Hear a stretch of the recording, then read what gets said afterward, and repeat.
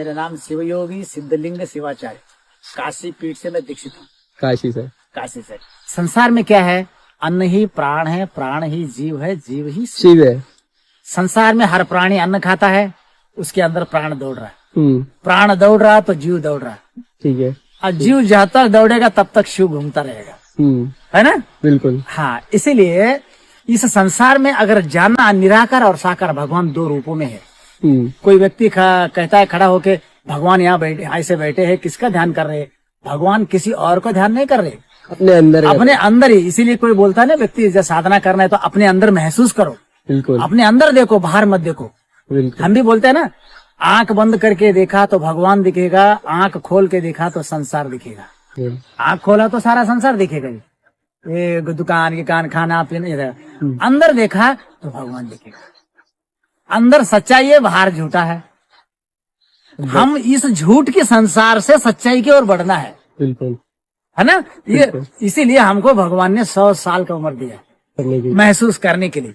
अगर वो इसको कम पड़ता है तो भगवान ने उसके लिए और बढ़ाने का क्षमता दिया उसके अंदर। बिल्कुल। वो कैसे? साक्षी भाव से। साक्षी भाव से अपनी उम्र की बदलाव कर सकता है व्यक्ति। बिल्कुल। हाँ, ठीक है। ये कई लोग तुमको बताए भी होंगे।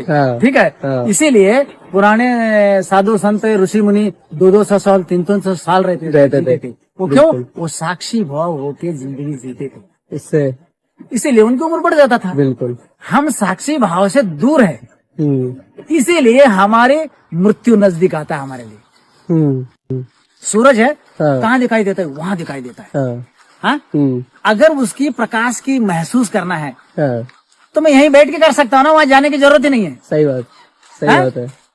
वहाँ जाने की जरूरत ही नहीं है, तो मैं यहीं बैठ के कर सकता हूँ। वैसे ही साक्षी भाव में बैठ के उस परमात्मा का अगर अनुभूति कर दिया, उसके लिए और कुछ नहीं इस दुनिया में, बस यही है।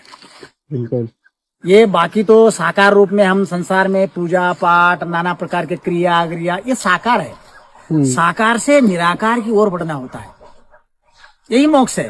और जैसे एक बच्चा होता है, बच्चा पहला क्या होता है? निराकार स्वरूप होता है, वो जानता नहीं हम ये बच्चा भगवान स्वरूप है यार। बिल्कुल। वो जब बच्चा बड़ा हो जाता है वो साकार बन जाता है, और फिर वो बड़ा होने के बाद फिर उनको निराकार की ओर बढ़ना होता है।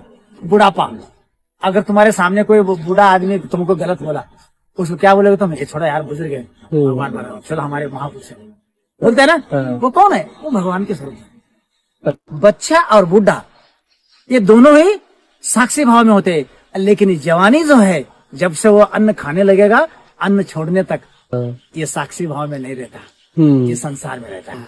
बस ये है, माया में रहता है। तो ऐसे माया में रह के भी नहीं रहना कर सकता है।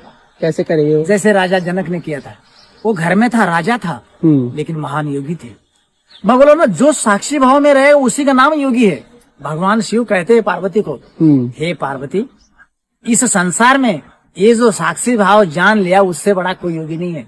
योग करना अलग, ये जो शारीरिक योग वो साकार में आता है, निराकार योग तो बस।